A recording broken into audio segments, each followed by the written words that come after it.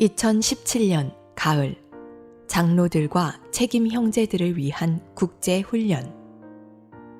교회의 회복. 교회의 신분, 그리스도의 배필. 구주 5일, 아침의 누림. 요한복음 19장 34절. 군인들 중 하나가 창으로 그분의 옆구리를 찌르니 즉시 피와 물이 나왔다. 36절. 이 일이 일어난 것은 그분의 뼈가 하나도 꺾이지 않을 것입니다. 라고 한 성경 말씀이 이루어지도록 하려는 것이었다. 아담이 잠든 동안에 하나님은 그의 옆구리에서 갈빗대 하나를 취하셨습니다. 이와 마찬가지로 그리스도께서 십자가 위에서 잠드셨을 때 그분의 옆구리에서 무언가가 나왔습니다. 요한복음 19장 34절은 군인이 그분의 옆구리를 찔렀을 때 피와 물이 나왔다고 말합니다. 아담의 때에는 죄가 없었고 그러므로 구속이 필요하지 않았습니다. 창세기 3장에 와서야 죄가 들어왔습니다. 그러므로 아담의 옆구리에서 나온 것은 피 없이 갈빗대가 전부였습니다. 그러나 그리스도께서 십자가에서 잠들어 계셨을 때에는 죄의 문제가 있었습니다. 그래서 그분의 죽음은 반드시 이 죄 문제를 해결해야 했습니다. 구속을 위해서 피가 그리스도의 옆구리에서 나왔습니다. 피에 뒤이어 물이 나왔는데 물은 교회를 산출하기 위한 흐르는 생명입니다. 이 신성하고 흐르는 창조되지 않은 생명은 아담의 옆구리에서 빼낸 갈빗대로 예표됩니다. 오늘의 읽을 말씀. 주 예수님께서 십자가 위에서 죽어가고 계셨을 때 다른 2명도 그분과 함께 죽어가고 있었습니다. 그들의 다리는 꺾였지만 군인들이 주 예수님께 왔을 때 그분은 이미 죽으셨으므로 그분의 다리뼈를 꺾을 필요가 없었습니다. 이것은 그분의 뼈가 하나도 꺾이지 않을 것이라는 예언을 성취했습니다. 이같이 아담의 옆구리에서 빼낸 뼈는 주님의 부서지지 않고 파괴할 수 없는 부활 생명을 상징합니다. 그분의 부활 생명은 파괴될 수 없습니다. 아담에게서 빼낸 갈빗대는 부활 생명을 상징하며 하나님은 아담의 갈빗대로 여자를 건축하셨습니다. 이제 하나님은 그리스도의 부활 생명으로 교회를 건축하십니다. 마치 하와가 아담의 일부이듯이 교회도 그리스도의 일부입니다. 하와는 아담의 뼈 중의 뼈요, 살 중의 살이었습니다. 오늘날 교회인 우리는 그리스도의 일부입니다. 우리가 주 예수님을 영접했을 때 그분은 부활 생명, 파괴될 수 없는 생명으로서 우리 안에 들어오셨습니다. 우리를 변화시키는 것은 바로 이 생명입니다. 이 생명은 생명의 나무요, 생명의 강이며 우리를 공급하고 우리를 변화시키기 위해 우리 속에서 흐르는 바로 그 생명입니다. 날마다 우리가 이 흐르고 신성하며 창조되지 않고 파괴될 수 없는 생명을 누리는 동안 우리는 변화되고 있습니다. 이 변화는 로마서 12장 2절과 고린도후서 3장 18절에 언급되었고 계시되었습니다. 우리가 변화되고 있는 동안에 우리는 또한 교회로 건축되고 있는데 이 교회가 바로 그리스도를 만족시키는 배필인 신부입니다. 창세기 2장의 끝에는 하와가 있고 성경 전체의 끝에는 궁극적인 하와인 새 예루살렘이 있는데 이 새 예루살렘은 그리스도의 부활 생명으로 산출된 귀한 재료들로 건축된 우주적인 신부의 궁극적인 완결입니다. 이 신부, 곧 새 예루살렘은 하나님의 목적의 두 방면을 성취할 것입니다. 첫째, 새 예루살렘은 하나님의 완전한 형상 가운데서 하나님의 완전한 표현이 될 것입니다. 둘째, 이 새 예루살렘은 원수를 굴복시키고 땅을 정복하며 우주 전체에, 특히 기어다니는 것들에게 하나님의 권위를 행사할 것입니다. 부디 우리 모두가 이 흐르고 변화시키며 건축하는 생명에 대한 누림과 체험 안으로 들어가서 그리스도를 다시 모셔올 신부로 예비되기 바랍니다.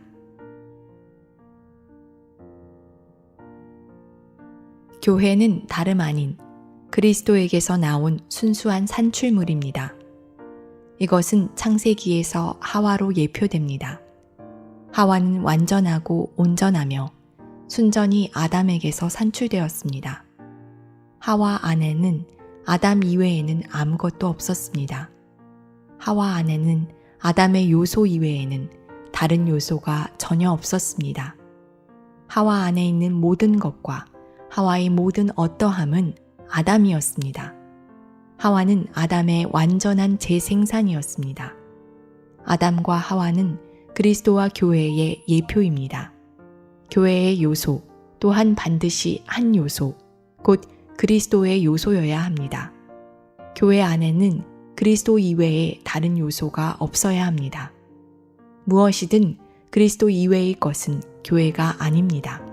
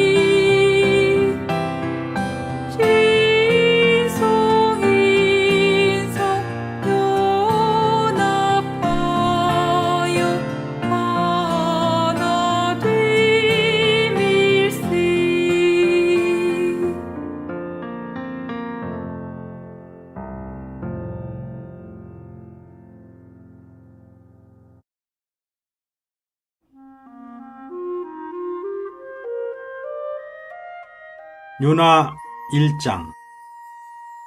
여호와의 말씀이 아미떼의 아들 요나에게 임하니라.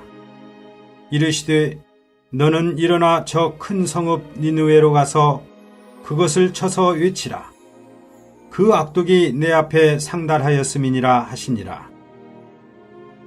그러나 요나가 여호와의 낯을 피하려고 일어나 다시스로 도망하려 하여 욥바로 내려갔더니 마침 다시스로 가는 배를 만난지라.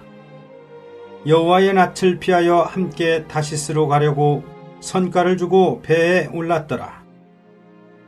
여호와께서 대풍을 바다 위에 내리심에 바다 가운데 폭풍이 대작하여 배가 거의 깨어지게 된지라. 사공이 두려워하여 각각 자기의 신을 부르고 또 배를 가볍게 하려고 그 가운데 물건을 바다에 던지니라. 그러나 요나는 배 밑층에 내려가서 누워 깊이 잠이 든지라. 선장이 나아가서 그에게 이르되 자는 자여 어찌미뇨.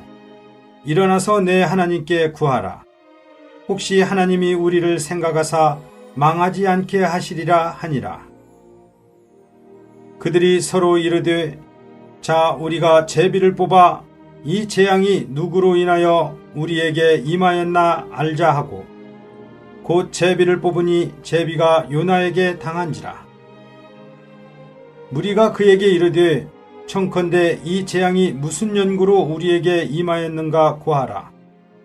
내 생업이 무엇이며 어디서 왔으며 고국이 어디며 어느 민족에 속하였느냐.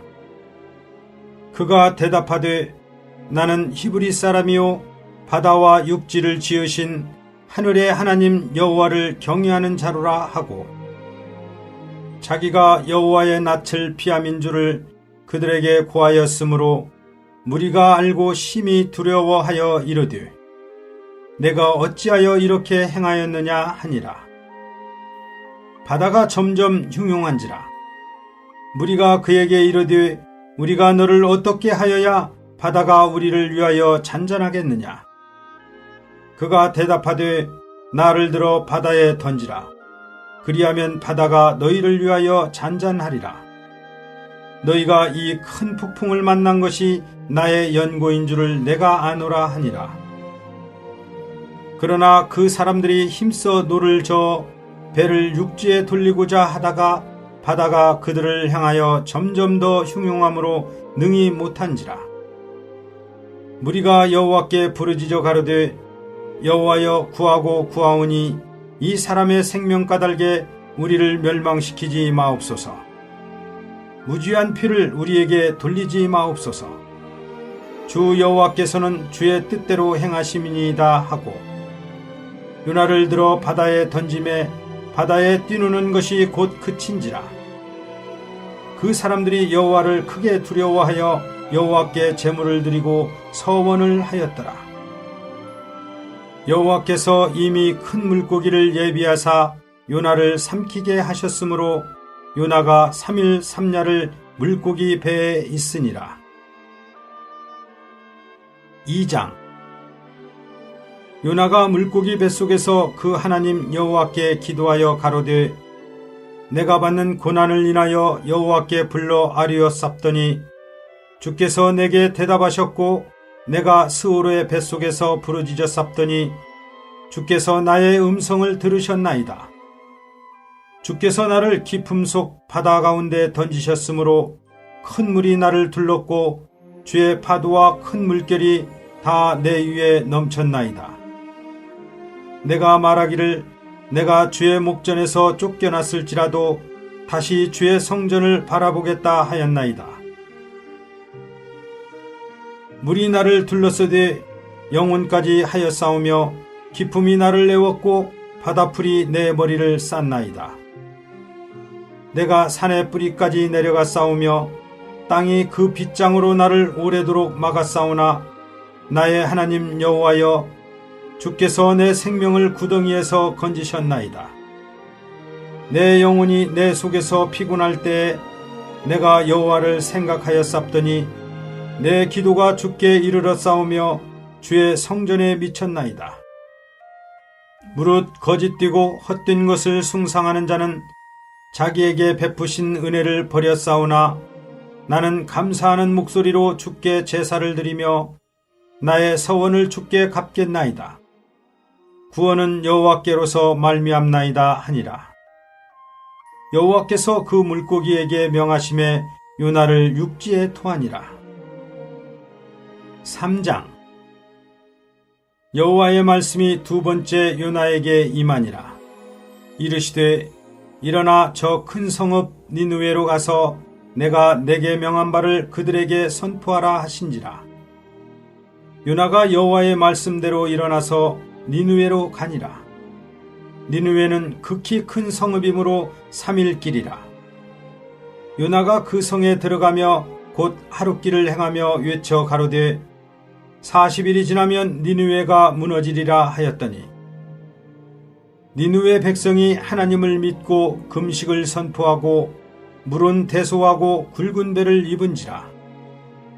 그 소문이 니느웨 왕에게 들림에 왕이 보좌에서 일어나 조복을 벗고 굵은 배를 입고 제에 앉으니라. 왕이 그 대신으로 더불어 조서를 내려 니느웨에 선포하여 가로되 사람이나 짐승이나 소떼나 양떼나 아무것도 입에 대지 말지니 곧 먹지도 말 것이요 물도 마시지 말 것이며 사람이든지 짐승이든지 다 굵은 배를 입을 것이요 힘써 여호와께 부르짖을 것이며 각기 악한 길과 손으로 행한 강포에서 떠날 것이라. 하나님이 혹시 뜻을 돌이키시고 그 진노를 그치사 우리로 멸망치 않게 하시리라. 그렇지 않을 줄을 누가 알겠느냐 한지라. 하나님이 그들의 행한 것, 곧 그 악한 길에서 돌이켜 떠난 것을 감찰하시고 뜻을 돌이키사 그들에게 내리리라 말씀하신 재앙을 내리지 아니하시니라. 4장. 요나가 심히 싫어하고 노하여 여호와께 기도하여 가로되 여호와여 내가 고국에 있을 때 이러하겠다고 말씀하지 아니하였나이까. 그러므로 내가 빨리 다시스로 도망하였사오니 주께서는 은혜로우시며 자비로우시며 노하기를 더디하시며 인애가 크시사 뜻을 돌이켜 재앙을 내리지 아니하시는 하나님이신 줄을 알았음이니이다. 여호와여 원컨대 이제 내 생명을 취하소서. 사는 것보다 죽는 것이 내게 나음이니이다. 여호와께서 이르시되 너의 성냄이 어찌 합당하냐 하시니라. 요나가 성에서 나가서 그 성 동편에 앉되 거기서 자기를 위하여 초막을 짓고 그 그늘 아래 앉아서 성읍이 어떻게 되는 것을 보려 하니라. 하나님 여호와께서 박넝쿨을 준비하사 요나 위에 가리우게 하셨으니 이는 그 머리를 위하여 그늘이 지게 하며 그 괴로움을 면케하려 하심이었더라. 요나가 박넝쿨을 인하여 심히 기뻐하였더니 하나님이 벌레를 준비하사 이튿날 새벽에 그 박넝쿨을 씹게 하심에 곧 시드니라.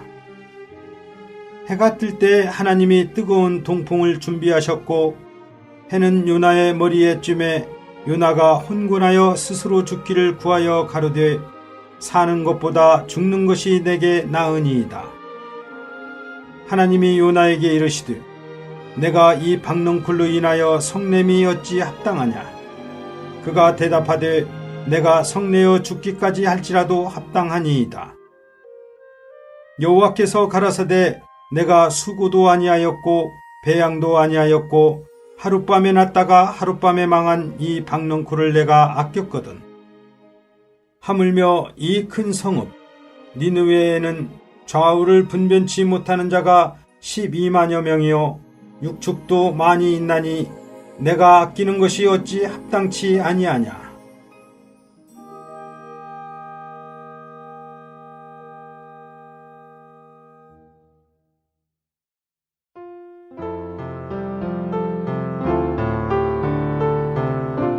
요한계시록 제12장.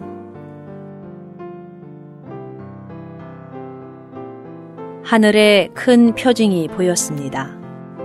해를 옷으로 입은 한 여자가 있었는데 발 바로 밑에는 달이 있고 머리 위에는 12개의 별이 있는 면류관이 있었습니다. 아이를 임신한 그 여자는 해산 중에 진통을 겪고 해산할 때에 아픔을 겪으면서 부르짖었습니다. 하늘에 또 다른 표징이 보였습니다. 크고 붉은 용 한 마리가 있는데 7머리와 10뿔을 가졌고 머리들 위에는 7 왕관이 있었습니다. 용의 꼬리가 하늘의 별의 3분의 1을 끌어다가 땅에 던졌습니다. 또 용은 여자가 해산하면 바로 그 아이를 삼키려고 해산하려는 여자 앞에 서 있었습니다. 그 여자가 아들, 곧 쇠지팡이로 모든 민족을 다스릴 산의 아이를 낳았으며 그 아이는 하나님과 하나님의 보좌로 이끌려 올라갔습니다. 그 여자가 광야로 피신하였는데 거기에는 사람들이 1260일 동안 그 여자에게 음식을 공급할 수 있도록 하나님께서 마련해 두신 곳이 있었습니다. 그때 하늘에서 전쟁이 일어났습니다. 미가엘과 미가엘의 천사들이 용과 싸우게 되었습니다.